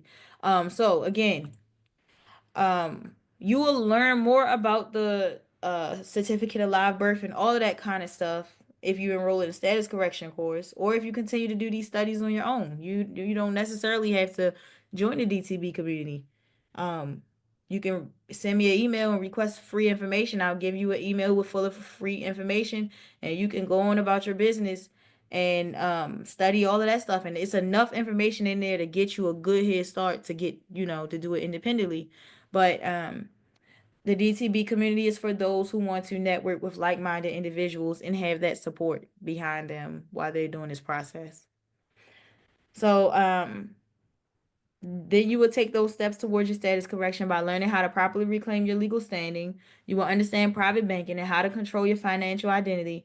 And then you will begin the process of separating from the corporate structure. And all of that is included in the status correction and the private banking processes. The birth certificate system was not created for the sole purpose of recording birth. Rather, it was designed to legally classify individuals as corporate entities, also known as legal fictions, within a global financial system. Understanding the history and function of the birth certificate helps to reveal the hidden mechanisms behind modern governance, taxation, and financial control. We will explore the origins of birth registration and vital statistics, how the birth certificate is used as a financial instrument, and the connection between birth certificates, bonds, and trusts. A lot of people can't make the connection, so I'm going to help you uh, to understand how all of that ties in. And see, this is the thing. There's so many people talking about this, but it's like they just talk about the too good to be true parts and they leave out the fact that there is actual processes and work that you have to do. So it's just like, yeah, all of us got all our bills are prepaid. Yeah, all debt is, prepaid. We can offset that, we can discharge that, whatever, whatever. And it's like there is no foundations being built. It's just telling people what they want to hear and trying to feed them like this quick, oh, do this, do this, do this. But it's a whole lot more to it than that. So, like, keep in mind that a house without a foundation will not stand. So, I'm a foundational teacher, okay? I teach foundationally. So, you're going to have to go back into the history. You're going to have to do some more reading when it comes to historical things. You're going to have to really strengthen your mind to a point where you'll physically have a headache. I'm just being real. You say you're waiting for your federal birth certificate to come back from DC. What do you suggest the next steps, aka forms, and go to submit? Wow. Again, like if you want to know the next steps for all of that stuff, you can go ahead and enroll in the status correction course.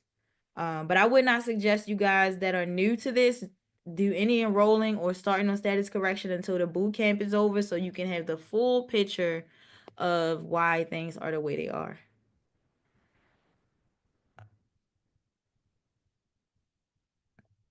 You say yours is from DC too. You was born there, you live in Maryland.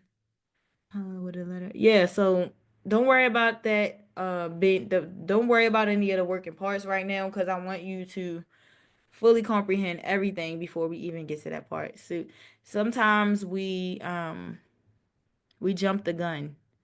So we'll be thinking too far ahead and we're forgetting there's steps in front of us that we need to go over those steps first before we can jump ahead. And this is why a lot of confusion can sometimes set in. Because some of us we just are visionary thinkers. My husband is that way. He thinks about stuff in a future way. And sometimes I have to bring him back and be like, yeah, I see that picture, but we got to do these steps to get there. So let's stay focused on learning everything through the boot camp first before we move forward. Because I don't want nobody to be confused because this information is easy. The way I break stuff down is pretty easy. Um, because to me, it's easy. So if it's easy to me, then I'm going to present it to you guys that way. I'm going to make it where it's easy for you to understand, how to put stuff together. But you gotta get all of the information first. You said when you encounter so many surface level information givers, exactly, because most people are regurgitating for money. They give puzzle piece crumbs and act like it's profound. Exactly. Fruit of a poisonous tree is a good. Yeah, it is. That's me too. I trip over what's in front of me because I'm stuck in the future. Yes. So sometimes you need to be grounded. You got to come back and realize there are working parts to a system. And those parts have to be addressed before you can have the full system. You said some of us are homeowners. My concern is my standing pertaining to my home. The home will actually be yours because right now you're in a mortgage, and a mortgage is a dead pledge, meaning that you're not even in a real contract. So mortgages are one of the easiest ones to get rid of. So homeowners, don't worry, your home will actually be yours. If you stick to this process. Are we able to recoup for work and labor? And yes, you can go back to the IRS and you can also get paid back tax and all that kind of stuff. You said mortgage, you are considered a renter. Pretty much, you're actually under a renter because a renter doesn't have the obligations that you have. You're paying back a 30-year mortgage, with interest rates that probably don't even make sense when you really sit down and look at them. Um, and they stole your allodial title because if you were to buy the home directly from the seller and not have the bank as a middleman, you get a allodial title. But what happens is they become the middleman, so they take the allodial title and they're basically renting you your land for 30 years. It's sad, but can anybody put the chat link, the DTB community links in the chat for me, please? Anybody that's a part of it, put the links in there so that Stacy can sign up. You have debtors calling. What can I tell them? You need to send cease and desist. If you have debtors calling, you send them cease and desist. You can go on ChatGPT and tell them the company and have them have it draft a cease and desist letter and send them certified mail. Um, you said that's Patreon. That's different from the Academy. Did anybody had an academy in there? So I have a Patreon. Patreon is like a information forum. No problem, but I still appreciate you. Thank you. Patreon is like a information forum where you get the information and you independently do it. You do have access to the two Telegram groups, the private Telegram groups, and you also have access to the monthly study sessions. DCB Academy is sort of like it's an actual academy and it has different courses and it's just like college where you pay for it's like an online college where you pay for different courses depending on what you want to learn. Yes, the Trainer Central link, yes. Um, so if you want to come to DTB Academy and you want to enroll in status correction, then you would enroll in that course and pay for that course monthly. So you would pay every month until you cancel. I'm not in charge of the payments. It's an automatic thing. You just sign up and whatever date you signed up for, it automatically will take that amount for whatever course you subscribe to. It'll take that amount the next month on the same day that you signed up for in the previous month. And you can cancel at any time, like I said. But all of that stuff is up to you. You go through it independently, but you have also support because in the status correction course, you actually submit things back for my review to make sure that you're filling it out correctly so you won't have the issue of, wasting time, typos, errors, things of that nature. So I kind of like help you to do the documents correctly. However, it's not just for you to rely on me. It's just a way of supporting you during this journey. So that you can get it done right the first time. Because so many people came to me and told me that they have joined different communities and they've done this and they've done that and they don't know if things were actually done. And it's just like let's just did all of that and let's show you how to do it properly and support you along the way so that we can avoid that. So we have a lot more success stories than not. Of course, we can't please everybody. We don't aim to do that anyway. Um, but for those who are divinely led here, we are divinely guided to assist. Um, the $15 a month, that's Patreon. So that's just the one where you get the information and you do it independently. Again, Patreon and the Academy, you have access to the private Telegram groups and monthly study sessions. So we try to do a study session, one study session a month. I don't guarantee them every month, because sometimes, I have other things to do. But for the most part, you're gonna get a study session once a month, unless other things take place. But eventually, also too, I want to let you guys know that I will not be doing this forever. So I do have a deadline for me teaching. So I'm trying to get as much information out there and make it make sense because eventually I'm gonna go private. And once I go private, I won't be teaching anymore. So I want to help as many people get to that level before that happens. And it's actually going to happen sooner than later. So I want to make sure that you guys have everything you need before that does happen. Um, so let's talk about the history of birth registration and vital statistics. All right. So ancient birth records and early registration systems. We're going to delve into that. Birth records have existed for thousands of years, but their purpose was vastly different in earlier civilizations. In ancient Egypt, Greece, and Rome, birth records were used to track bloodlines and inheritance rights. Inheritance rights among the ruling class. Do you think that Rome still does not do the same thing that they've been doing? We are prisoners of war. Okay?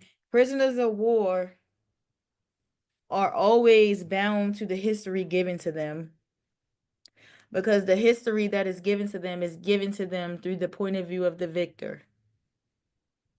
So do you think that they're still not um tracking our births and our bloodlines and inheritance rights? Because at some point some of us were related to some of the ruling class. They know it.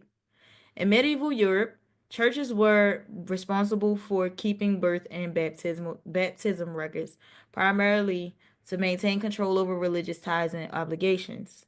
The modern government controlled birth registration system was introduced not just for record keeping but for financial and legal purposes. The Sasuke v. Act of 1666, the foundation for legal ownership over individuals. One of the most important yet little known pieces of legislation that laid the groundwork for the birth certificate system is the Sasuke v. Act of 1666, excuse me, which was passed in England. This law presumed that all individuals were lost at sea unless claimed otherwise, allowing the crown to hold their estates in trust. If an individual did not properly claim their status, their estate was managed by the government. Did you hear that? If an individual did not properly claim their status, which is you basically telling them that I am a living being, I'm not lost at sea, I'm competent and I'm able to handle my own affairs. If you don't do that, then your estate will be managed by the government. This principle was later extended to birth registration, with governments assuming control over the legal identity, which is the straw man of every citizen born. The concept of the state acting as a trustee over the people's legal identities is still used today, forming the foundation of the birth certificate system. The role of the birth certificate in the banking system. In 1933, the United States declared bankruptcy, and President Franklin D. Roosevelt removed the country from the gold standard. So they like to say that I think it was President Nixon removed the currency from the gold standard in 1970 or something, but it actually happened in 1933. What happened in 1970 or whatever year that was, what happened at that time was just them trying to make up a political type of thing as to why the nation when it wasn't so much that. Okay, they had to have a reason that they told the people. And so they tried to blame it on it happening in that at that time. But it had already happened prior to that. That was the whole reason why, right, to fit the script. That was the whole reason why they had created the birth certificate system to begin with. Okay. So, the United States needed collateral to continue borrowing money. Since the country no longer had enough gold, they had enough gold. Okay. That's another thing they did to fit the narrative. Another thing they said. What they did was took the gold and hoarded it for themselves. Okay? So their whole idea for the people, or their whole agenda, was to take the gold and lie to the people and tell them that the country had no more gold or didn't have enough gold to pay off their debts. So they had to create a new system to pretty much help with the debt. So they began using the future labor of its citizens as collateral, and they did it in a sneaky way. This led to the establishment of the birth certificate as a financial instrument that could be used to create bonds, trust accounts, and tradable securities. Your birth certificate represents your legal fiction, which is used as collateral in global financial markets. Now, when you start a business, when you start a corporation, you get something called the Articles of Organization. Okay? The Articles of Organization basically tells whoever wants to read it, that this corporation was created or established on this day, the name of the corporation, where it was established, and things of that nature. It's a certificate of birth for the corporation. Okay, so that birth certificate that they have for us is the same thing essentially. It is the articles of organization or articles of establishment for the corporation, which is our name in all caps. Okay. So, how birth certificates are monetized on the stock market? Every registered birth certificate is assigned a CUSIP number, Committee on Uniform Securities Identification Procedures number. Okay, that is what CUSIP is stands for, Committee on Uniform Securities Identification Procedures number. These numbers are linked to government bonds that are traded on stock exchanges such as the New York Stock Exchange, also known as NYSE. The government essentially borrows against your future productivity and labor, creating debt tied to your legal fiction known as a straw man. How to see it for yourself. Again, like I said, don't ask me the websites because they changed it. I don't know, but I did do it myself. I did a search of my birth certificate number on the stock market in the database, and I found evidence that the legal entity is being traded on the stock market as an asset. It used to be really easy to do about 2 years ago, but they didn't change stuff up so much. They don't want us to know this, so they try to hide it as much as possible. Can we update our business from private to nonprofit? Yes, you can. Nonprofit is private, by the way, unless it's a public nonprofit, like a charitable or something like that, but it can be privately run. I remember reading that it was Nixon. Exactly. They told you that it was Nixon. I've recently been reading about FDR and the Creature from Jekyll Island. That's a good book. You have to have an account now. See? Now you have to have an account. You didn't have to have an account just before. Then you follow the same way, okay? And what's the reason of them wanting us to have an account other than for them to track who's looking this kind of stuff up? You see? Mm, You meant from public to private. Yeah, yeah, you can. Um, so I would, it's funny that they do that. So how birth certificates are used to create bonds and trust. The straw man in legal fiction. The name on your birth certificate, written in all cap letters, represents your corporate entity, the straw man, and is separate from your living being. The state acts as a trustee of this entity, managing financial and legal obligations on your behalf unless you reclaim your status. The birth certificate system ensures that most people operate within the public system unknowingly, assuming obligations that do not legally belong to them. And you're assuming it because you were brainwashed through their subconscious programming to accept this, to be docile. The connection between birth certificates, trust, and estates. When a birth certificate is issued, a corporate trust account is created in your name under government control. This trust account is used to secure debt and financial transactions tied to your legal fiction. Many legal and financial processes like taxation, loans, court cases, and contracts operate under this trust system. So this is how some people find out about the QSIP number and they try to use that number to offset those types of debts. You see? Because that number is directly connected to the birth certificate bond, which is a negotiable instrument. But instead of you going through all of that trying to do something that they don't even want you to know, you can just correct your status. You can correct what you're going to act as, being as though you'll become a private banker and not be public anymore. You become a private banker, you create your entities, and then you get your entities to go and recoup by giving them fiduciary duty and power of attorney to take back control over your finances. And then you use the intermediary, which is the IRS, which is the middleman between the Federal Reserve and you as the private banker and the corporations. You use them to do the paperwork by filing specific documents in a specific order. It's that simple. Is it easy? No, I said simple. It's the difference between easy and simple. So, you need to reclaim your understanding. Okay. The birth certificate system was designed to financially and legally bind individuals to the corporate system. This is why understanding and reclaiming your legal status is crucial for those seeking true freedom and autonomy. Autonomy is the ability to do what you want as you please.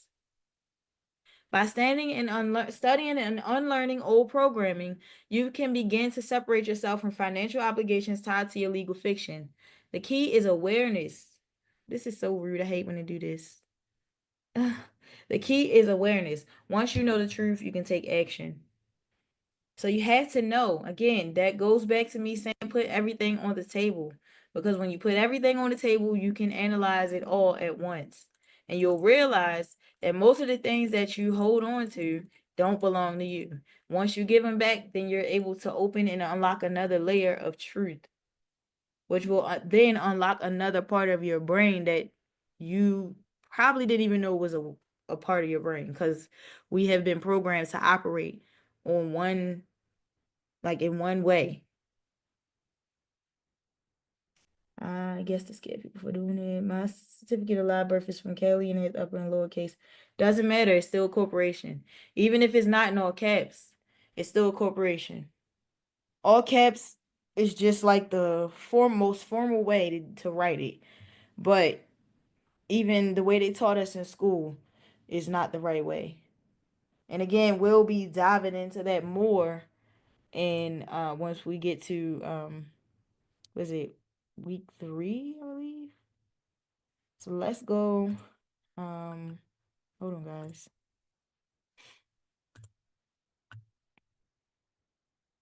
All right, so we're on week 2. Today we just talked about the birth certificate and its origins and purpose. Of course, I always add another layer to it. It might not be on the syllabus that I sent to you guys or even on this one, but when I put these slideshows together, my mind just connects it in so many different ways that I say, let me just add this extra layer. Because if I add this extra layer, it'll probably make it even more clear as to why this is so important. And then we'll be having our next class on Thursday, um the 13th at the same time. Again, you'll be emailed the Zoom link to join 10 minutes before the session starts. That doesn't mean coming at the last minute. So, as I already said at the beginning, for anybody that came in late today, I'm not going to wait around again. I'm just going to get straight into the class. If you miss, you just miss. But I'm going to just get straight into the class. There will be, I expect people to get in here, like, if it's 10 minutes before, get in between at least 5 minutes to, or right at the time, because if you come in after, it's 6 p.m. Mountain Standard Time on my time when it starts. If you come in after that, you'll probably just miss the beginning of the class. But if you want to get here and get the class from the beginning, use that 10-minute grace period. That's before this class is supposed to start, because again, everybody is not on the same time zone and we want to be considerate of that. Okay, so our next class will be Thursday, February 13th, and we'll be discussing trust, bonds, and estate creation. The objective is to understand the connection between birth certificates, trust, and bonds. So I'll be going deeper into this SKV Act of 1666, the creation of an estate upon birth, and how governments monetize individuals. Also, at this point, at that time in that class, I'll probably have an interactive Q&A, which will probably like go over some commonly asked questions and give you some answers to them. I may or may not open the floor. I don't know yet. Um, but as of right now, um, this is just how it's going to be. Of course, I'll probably add another layer to this to make it tie in even more when it comes to the spiritual aspect of this, because people just see physical and just think everything is just physical, but the spiritual stuff happens before the physical stuff even manifests. So keep in mind that spiritual is first. Even though you can't see it, it's first. It happens before the physical manifestation. And then week 3, we'll be really digging deep into the legalese, etymology, and word trickery. So this week 3 is probably going to be the most exciting week, um, because I'm really going to go deep. I may or may not start the classes a little bit early that week. Right now, it's going to be at the same time, but depending on how far the lesson goes, I may start a little earlier so that it can buy some more time for those who are on Eastern time, because I know it's pretty late on Eastern time.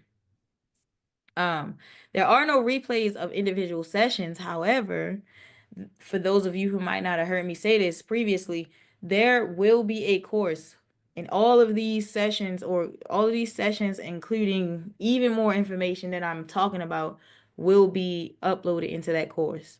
So it's going to be a comprehensive back to basics course itself. And if you want to enroll in it, you can. So that way you'll be able to rewatch the classes and watch them in full and get all of the documents that's going to be in the course and everything else that I put in there.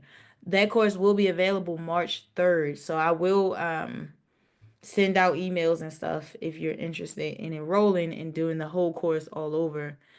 If that is something that you would want to do, I would say do that first and then do status correction. And then in the midst of status correction, you can do credit repair at the same time, Bernadette. You can do credit repair and status correction at the same time.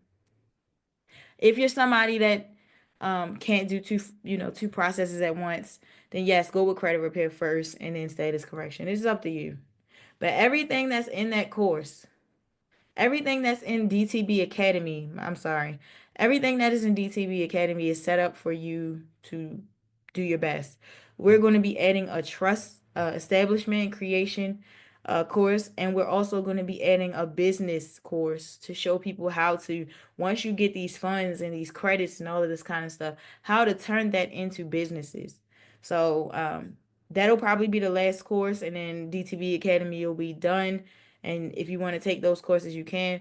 But it's going to be the actual blueprint of what you're going to do once you get to the private side. Because once you become private, you want to go straight business. You never want to use your straw man ever again. Never. So I'll be showing you guys in those courses um, how to avoid ever using your straw man. You're going to be business. Everything's going to be business, including credit. Your bills will be paid with credit. Everything's going to be done with private, the private way. So, the academy is set up for that. So, the trust establishment, because a lot of people, even though I do have that information for trust establishment, I have that information in the status correction course. Um, a lot of people need more information when it comes to that. So, I realize I need to go a little bit deeper into what I've already been delving into when it comes to trust, because let's be real, these are things that they did not teach us in school. So I'm not saying that anybody's behind or anybody's not competent or anything like that, because that's not the case. This is just information that wasn't taught to us. We really have to teach ourselves about finances. It sucks. Um, and status correction too, a study group would be dope. We do have we have monthly study sessions, so we do have a study group. We also have 2 private Telegram groups. where you can come into those Telegram groups and talk to other people and get support, share journeys, all type of stuff. So we do have that. Um, the credit repair tips part one, I cannot sell that on Gumroad. They deleted it, so I don't have it anymore. Um, they said it went against their guidelines, so bummer. Um, you can join the 12-step credit repair program. Course on um uh DTB Academy. And if you bought part two or three, I can give you a discount. How do we get involved in the study group? If you are subscribed to Patreon or enrolled in any of the courses on DTB Academy, you are already a part of it. You just got to stay up on your emails and join the Telegram group. Um, on Patreon to get the links for the Telegram group, just read through the posts on the home screen. They're there. And if you're in DCB Academy, the first lessons in the status correction and the private banking course, if you read through it, it has the links there. And you just click them and it'll take you to Telegram. Because you can't search the groups up because they're private. So if you search them up, you're not going to find them. Any more questions before I let you guys go? Any more questions? Good night, everyone. 3 a.m. here. Thank you, Divine. Oh, yes, get some rest. Good night. Thank you for being here. Um, I know I can't use my SSN right now, but I need a car. You can use it right now. Do what you need to do. I never tell people not to use the resources they have. I'm not that person. You can use it right now because you can always get the debt offset later on. So go ahead and use it. The only way you wouldn't use it is if you're repairing your credit. Thank you. Thank you for being here. Good night. You did not see the action study group in the Telegram. Both of them are there. There's two links there. One of them is for one group, and one of them is for the next group. Also, one of the groups you cannot text in. It's just like a information. It's like a forums information updates board. The other one is the one that you can talk to, text, and all that kind of stuff. You ready to get back on track? Thank you. No problem. No problem. Is it easy to purchase a home after you become private? It's the same process. You're just gonna offset. Nothing changes, or unless you have the funds and you just pay for the home up front. Nothing's gonna change. You're still gonna acquire things the same way. You're just gonna either acquire them publicly using your straw man or privately using businesses and things of that nature. Because at the end of the day, it's all credit to begin with. Good night, everyone that's leaving. Good night. When is status correction for Canada coming out? Very soon. Keep in mind, guys, I got a lot on my plate, so I have to make sense of it. I deal with a lot of people in the course of a day, so I try to be on time with everything, but I can't give direct timelines on everything. No problem. Thank you, guys. Thank you for being here. Good night. Um, I'm encouraged to keep pushing through. Good. Keep going. No problem. Thank you, guys. Good night. Um, Again, any more last questions? Because it's pretty early on my timeline, so I'm not necessarily in a rush. So I'll just tell you guys really quick. We're working on an Australian status correction course, a Canadian status correction course, because it's been the amount of people that's from Australia and Canada have told me that there's nobody that really delves into this in their country, which is unfortunate. So I'm going to try to fill the gap for them. Because to be honest, it's kind of like similar, it's just different corporations that they have to end contracts with. But really, status correction in a nutshell is redoing contracts. That's it. Telling them this is what you want to go by. Taking control of what you want to be classified as in their system. So in the social system, you're telling them that you want to be identified as a living sovereign being, right? And in the tax system, you're telling them that you want to be identified as a non-resident alien, meaning that you want to have the same benefits as those who come here and they're not a direct they don't owe a direct allegiance to the United States, which is you being a United States national. Okay, during the passport process, that you're telling them I'm a national. I don't want to be treated as a citizen. I'm not a citizen. So the status correction process is basically you just undoing contracts and redoing them to be classified as a living being. That's it. Real quick, what is the name of the trust that will make it easier to cash the check from the IRS? Foreign grantor? Foreign grantor trust. Good night. Good night, Brian. You got two questions. Go ahead and ask them. I was saying cease and desist to collectors, but should I answer? No. If you send a cease and desist and they call you after that, then there's a direct violation of your rights. You need to document that and you need to report them to the FTC. Um, you said, I hate that they keep calling. I don't want to make the payment. You don't have to. Send them the cease and desist certified mail with a return receipt. Um, After you do that, if you want them to leave you alone, then I suggest you get enrolled in the 12 steps to excellent credit.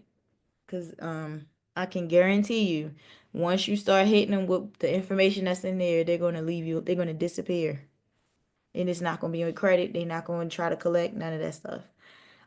Anybody who's been with me for a while that's in here, can y'all tell the newcomers in the chat how mostly everything I tell y'all be going through? I just want them to see that I'm not a gimmick. I'm really like somebody who gives solutions. I've always been solution based.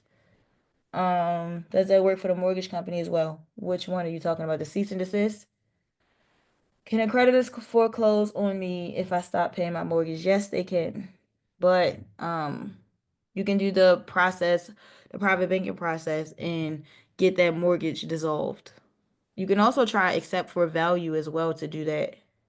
The person who got the 68 million combined a few processes to get what he got. He combined the private banking process and accept for value. Accept for value works. I'm telling y'all. I offset $81,000 into a back old tax. Tax that. I have my passport appointment tomorrow. Should I wait to do the status correction paperwork first? Have you ever have you, are you in the status correction process at all? Because if you didn't fill out your DS-11 a certain way, then I wouldn't go because you're gonna waste money. Your passport will come back the regular passport if you didn't do it right. Um, you can get a discount on credit repair if you already purchased the courses and part one is not available. So, and that's no fault of yours or mine. So I offer a discount because Gumroad won't let me put it on there and it's gone. When I put it up there, they deleted it and I don't have it. So I can't sell it to you outside of Gumroad. So for the inconvenience, I just offer a discount on the credit repair process. I mean, if you're gonna sign up for it tonight, I can offer you a discount. If anybody wants that course, I can offer a discount on it tonight, but it would be just tonight only. So you had to let me know so I can put it in. I would. You'll get an email in the morning. So you can send me an email. And does status correction affect my benefits if I'm in that process? Nope. No. You filed bankruptcy last year. Will I be able to get that off? Yes, you can. That's easy. First of all, when you file bankruptcy, the company that shares that information with the credit bureaus is violating your rights because you never gave Pacer permission to share anything about you. You never even gave Pacer permission to post anything about you when it came to that. So yeah, that's easy to get off. What is my best next steps if I've already corrected my status? Start becoming a private banker. So start a private banking course. Are you sure your status is fully corrected? Because some people say it, but they say they don't really have proof of it. It doesn't reflect on their passport or things of that nature.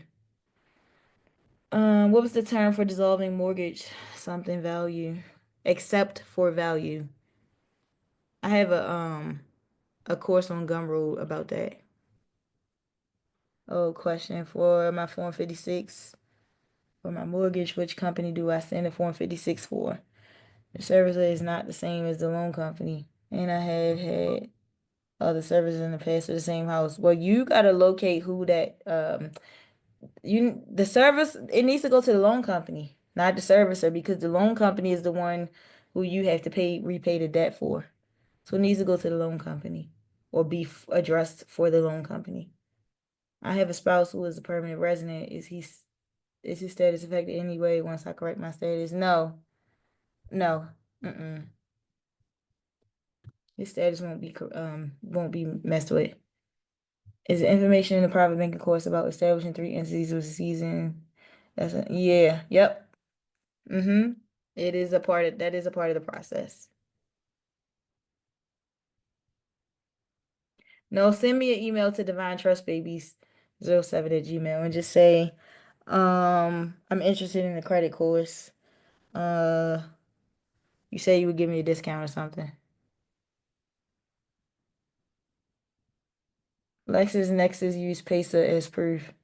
Right. So did you give LexisNexis permission to share your information? No. So first of all, the reason why people can't get their credit repaired easy is because you're going about it the wrong way. You don't realize that all of these things were opened up basically because it's identity theft.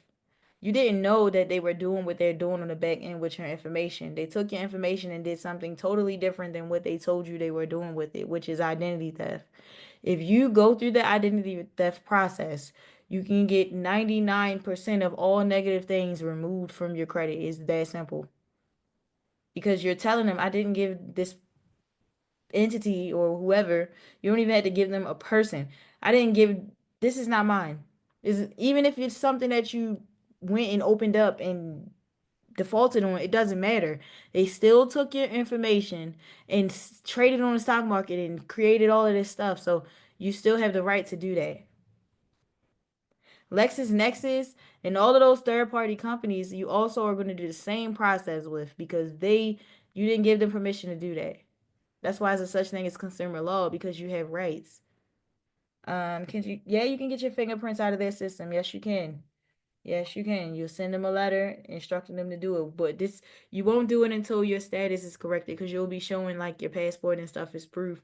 And you'll send like an affidavit basically letting them know that you want that stuff deleted from their system because you're private. You also I teach you guys how good night, Stacy. I also teach you guys how to remove yourselves like your home, get it deleted permanently or blocked out permanently on like Google and stuff like that. So it's a lot of stuff you'll have to do to go private. Your lender on your mortgage note is out of business. How can I find out who holds the title now?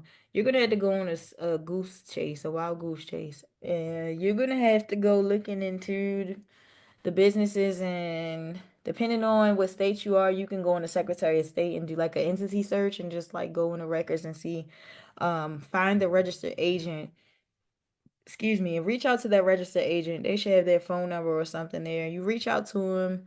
Um, if the number don't work, then the address they have there, you can mail a letter and you just basically can ask them who is um the current lender for whatever it was to begin with, and they could probably help you.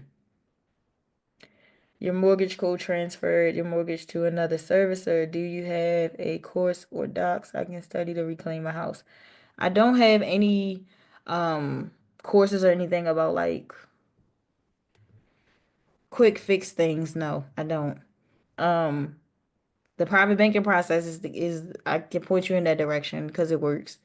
That's the best way from my experience to get like quicker results for what you want. But when it comes to like mortgages and stuff, there are other ways to do it. I just personally don't talk about it outside of except for value in the private banking process.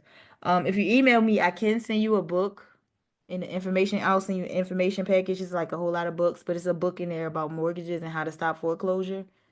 Um, and you could probably find some value out of that. But yeah, other than that, what I offer is all on the table. Just send me an email. It'll be tomorrow though, guys. So I'll answer you guys. Matter of fact, I don't even know if it's gonna be tomorrow exactly. Maybe later tomorrow, if anything, because I have something really important to do in the morning. So probably later tomorrow. But yeah, just be patient. I'll get to the email. You don't have to email me multiple times. I'll get to it. Um, Other than that, I appreciate you guys and I don't want to hold you guys any longer. I hope to see you guys here on um Thursday when we go a little bit deeper into the system. And I hope you guys have an abundant rest of your week and I'll see you guys Thursday night. Have a wonderful day tomorrow and a wonderful rest tonight.